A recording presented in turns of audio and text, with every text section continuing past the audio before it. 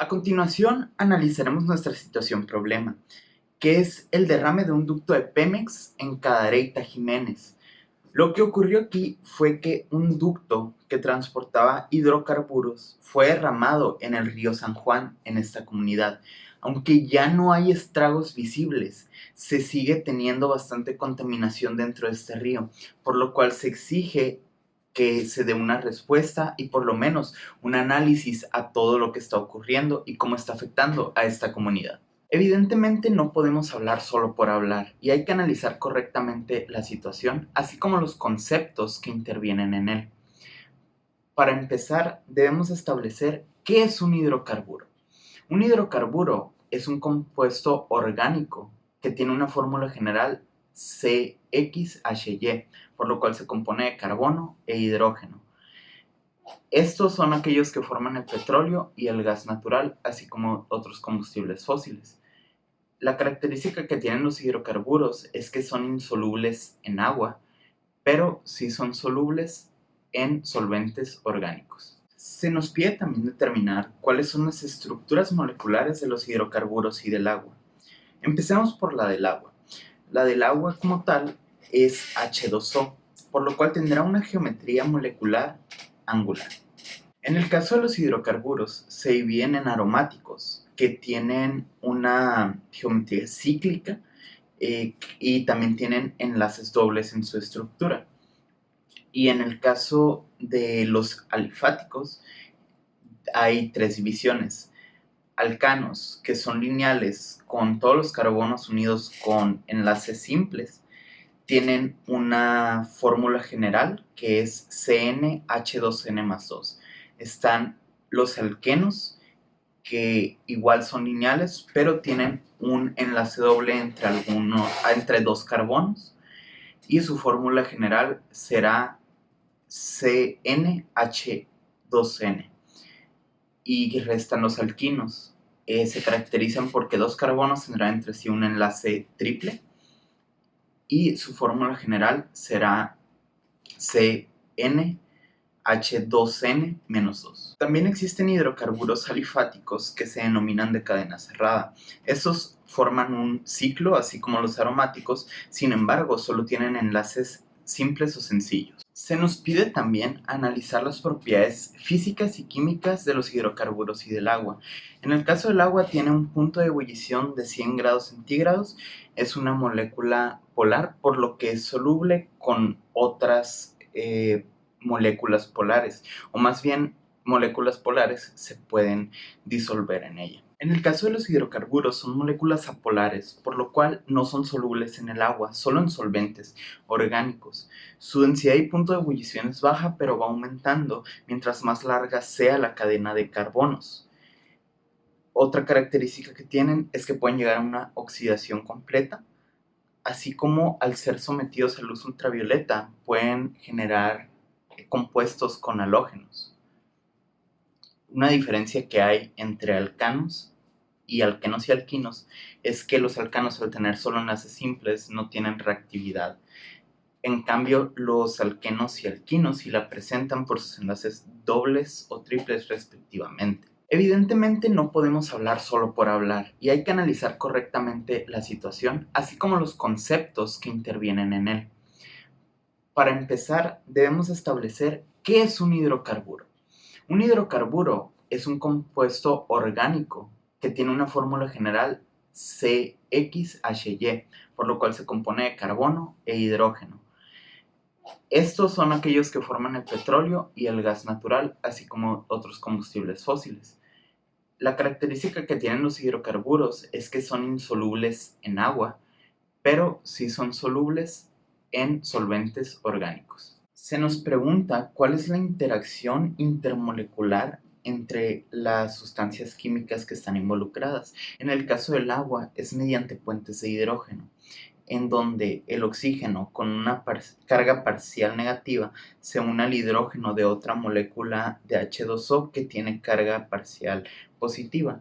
Así se van estructurando de tal manera que quedan unidas. En el caso de los hidrocarburos es mediante fuerzas de dispersión o fuerzas de London, las cuales son mediante la unión de dos dipolos inducidos. Para la pregunta de qué método técnica se puede utilizar para separar hidrocarburos del agua, no la contestaremos del todo en este momento, ya que se contestará más detalle en un futuro. Pero de momento hemos encontrado dos posibles opciones. Una es con un trozo de algodón tratado químicamente para que por acción de la gravedad se puedan separar hidrocarburos del agua. Otra es que ciertas bacterias que rompen las cadenas que se forman en los hidrocarburos, otra bacteria pueda llegar a absorber esos hidrocarburos. De esta manera se separaría. Nuestra reflexión acerca del impacto ambiental y social es que realmente es un gran daño el que se está provocando a esta comunidad por el incorrecto uso de los hidrocarburos o por no tratarlos de manera correcta. Es evidente que nos han traído un gran impacto tanto tecnológico como económico a lo largo de la historia y aún hoy en día. Sin embargo, cuando ocurren accidentes no se tratan del todo como deben de ser, por lo cual se está faltando a la integridad y los derechos de las comunidades que se ven afectadas, por lo cual esto debería de cambiar. Se hace un gran daño al ambiente, tanto al ecosistema en cuestión a fauna y flora, como a las personas, que hay muchas actividades que deben dejar de realizar debido al daño que provoca. Y definitivamente no se le está proporcionando a estas personas la calidad de vida que se espera. Consideramos que para la comunidad que ahí vive no se ha respetado para nada el derecho al agua que pueden consumir, debido a que esa agua está totalmente contaminada. A pesar de no ser del todo visible, no se tiene un concepto claro de los estragos que esto puede estar causando, sin mencionar que en cuestión al medio ambiente se ve afectado en cuestión tanto a fauna y flora, por lo cual muchas de las actividades económicas que esta comunidad podría haber tenido se ven reducidas por este inconveniente que no se ha tratado de la manera correcta. La estructura general de los hidrocarburos consiste en cadenas de átomos de carbono e hidrógeno. Las cadenas pueden ser abiertas o cerradas y lineales o ramificadas. Estas estructuras están unidas mediante enlaces covalentes y pueden presentar hibridación sp, sp2 o sp3. En la hibridación sp3 encontramos enlaces simples, como es en el caso de los alcanos. En la hibridación sp2 encontramos enlaces dobles, como es en el caso de los alquenos. Y finalmente en la hibridación sp encontramos enlaces triples, como es en el caso de los alquilos. Podemos encontrar los siguientes hidrocarburos en el petróleo: parafinas, cicloparafinas, alcanos, cicloalcanos y aromáticos. Hidrocarburos como los alquenos y las olefinas generalmente no están presentes en el petróleo. A continuación, mencionaré la estructura de las moléculas de metano, butano, hexano y benceno. El metano es el hidrocarburo más simple. Su molécula cuenta con un átomo de carbono y 4 átomos de hidrógeno. Su estructura geométrica es tetraédrica, en la cual el átomo de carbono se encuentra en el centro y los 4 átomos de hidrógeno se encuentran a 109.5 grados entre sí.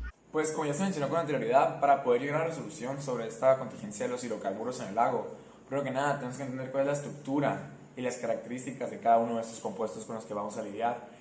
Para ello vamos a hablar sobre 5 hidrocarburos y del agua. Y como primer punto vamos a hablar sobre la polaridad. Obviamente el agua es polar, pero todos los hidrocarburos son no polares. Por lo tanto, uno por intuición podría decir que no se puede disolver un hidrocarburo en el agua. Pero este es un punto que va a tocar un poquito más adelante. Primero que nada vamos a hablar sobre la masa molar de cada uno. Esta masa molar la vamos a medir en gramos sobre moles. Primero tenemos la masa del metano, CH4, que es 16.04 gramos. Tenemos la masa del eteno, C2H4, que es de 28.05 gramos. La masa del hexano, 66H8, que es de 86.18. La masa del benceno, 66H6, que es de 78.1. Y por último, la masa del octano, C8H18, que es de 114.23 gramos sobre mol. Esto vendría siendo el más pesado. Y la masa del agua, que es de 18.0015 gramos sobre moles. Luego vamos a hablar sobre la densidad de cada uno. Esta densidad la vamos a tomar en kilogramos sobre metro cúbico. Tenemos la densidad del metano, que es de 0.157. La densidad del eteno, que es de 1.178. La densidad del hexano, que es de 154.8. La densidad del benceno, que es de 878.6. Y por último, la densidad del octano, que es de 703 kilogramos sobre metro cúbico. Por último también sería la densidad del agua, 997 kilogramos sobre metro cúbico. Luego vamos a hablar sobre su estado de agregación. Antes que nada, este estado de agregación lo vamos a hablar considerando como si fuera una temperatura ambiente acá común y corriente de 25 grados Celsius, que viene siendo el promedio alrededor del mundo. Para ello tenemos que el metano y el eteno van a estar en estado gaseoso por lo general. Pero el hexano, el benceno y el octano van a estar en estado líquido, y al igual el agua. El agua por lo general, aunque tiene un punto triple a los 25 grados Celsius, por lo general está en estado líquido. Luego vamos a ver el punto de ebullición. Como ya lo pudieron haber deducido antes, el metano y el eteno tienen un punto de ebullición muy bajo. El metano lo tiene en menos 161 grados Celsius y el eteno lo tiene en menos 104 grados Celsius. Y los compuestos que son líquidos, como el hexano, el benceno, octano y agua, lo tienen sobre estos, que es de 68.85 en el hexano, de 80 en el benceno, de 125.6 en el octano y de 100 grados Celsius en el agua. Ese es un dato que probablemente ya lo sabían. Pero aquí tenemos la solubilidad en el agua. Como ya había mencionado, un hidrocarburo no se puede disolver en el agua. Por lo tanto, el metano, el benceno y el octano no se pueden disolver en el agua. Pero hay un caso especial que se da con el eteno y el hexano, que si bien son hidrocarburos, hay una probabilidad que se da en la naturaleza, pero por lo general se da en laboratorios cuando los seres humanos lo probamos, en la que se pueden disolver. Pero es un caso muy especial. Solo se dan ocasiones cuando tenemos una cantidad abismal de agua, así muchísima agua, y tenemos una microcantidad de etano o el hexano. Por lo tanto, no es algo que puedas ver en la naturaleza, pero puede ser que pase, uno nunca sabe, ¿no? Y obviamente pues el agua se puede disolver en sí misma porque es la misma sustancia. Entonces esperamos que ya habiendo aclarado cómo son cada uno de estos compuestos, podamos llegar a una resolución más adelante.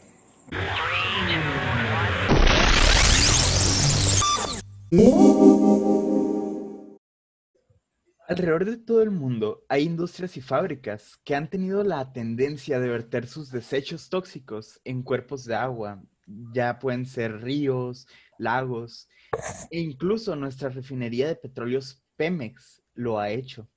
En el año de 2014, Pemex desechó grandes cantidades de hidrocarburos y aceites en el río San Juan, en Nuevo León, causando una terrible contaminación, la cual trajo como consecuencia deficiencia de la calidad del agua y daños muy grandes en el ecosistema y en la fauna y flora silvestre, afectando así también a las actividades económicas que tenían las comunidades cercanas a este río.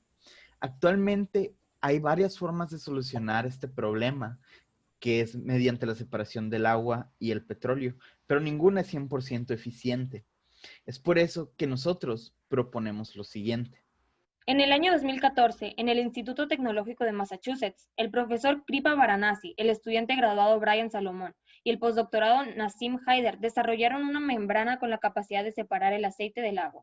Esta membrana cuenta con una estructura de poros jerárquica, en donde se combinan una capa muy fina de nanoporos con una capa muy gruesa de macroporos para limitar el paso de material no deseado, al mismo tiempo proporcionando resistencia suficiente para soportar altas presiones y rendimiento. La membrana se puede fabricar con propiedades hidrofóbicas o hidrofílicas, para que sus poros atraigan el aceite y repelan el agua o viceversa. El equipo de investigadores realizaron diversos experimentos para comprobar la eficiencia de esta membrana y obtuvieron como resultado 99.9 de separación entre el agua y el aceite. Nuestro proyecto Moisés, que como podrán haberlo imaginado, tendrá la capacidad de separar los hidrocarburos y aceites del agua pura, va a tener este funcionamiento gracias a la membrana del grupo ya conocido como Varanasi. ¿Cuál va a ser el funcionamiento de este robot? Este robot va a tener implementados unos sensores que van a ser súper sensibles a la presión y densidad que hay en el agua a su alrededor, debido a que aprovechando el hecho de que el agua pesa más que los hidrocarburos, obviamente va a haber un cambio en el ambiente y entonces el robot va a captar que tiene que realizar su procedimiento, el cual va a ser liberar unos brazos mecánicos que va a tener en la parte superior, en la cual va a levantar una membrana para levantar estos compuestos. Y después de hacer esto, va a mantener esa membrana arriba para que no se caigan de vuelta al agua y se los va a llevar a un compartimiento depósito en el cual se van a guardar para el reutilizamiento de manera energética o algún otro procesamiento humano. Entonces, ¿qué más tiene este robot que lo va a hacer especial?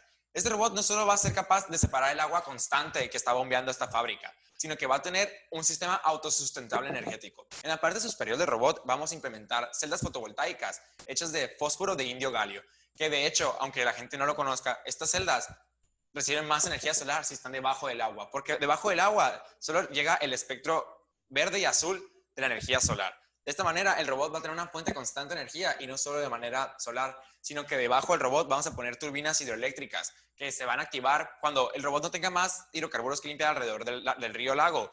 Va a liberar una estaca que lo va a poner al lado de una pared. Y mientras los caudales vayan a una velocidad súper rápida, que la velocidad más rápida registrada en este río es de 10.4 metros cúbicos sobre segundo, va a producir suficiente energía para que inclusive en la noche este robot pueda mantenerse en funcionamiento. Y no más puedes decir, es un robot que va a funcionar con electricidad, ¿cómo va a hacerle con que se meta el agua? Pues en ese aspecto vamos a considerar que este río no tiene una profundidad mayor a 10 metros. Y tanto las celdas como los submarinos, aunque sean del tamaño mínimo, pueden soportar esta presión, por lo tanto no va a haber problemas de fugas de agua, ni siquiera cuando habrá el compartimiento para la membrana. Y por último, quisiéramos aclarar que es muy barato hacer esto debido a que tanto las celdas como la energía hidroeléctrica son fáciles de implementar y hacer un submarino no lleva un presupuesto más arriba de 10,000 pesos. Esperemos que consideren esta propuesta. Muchas gracias.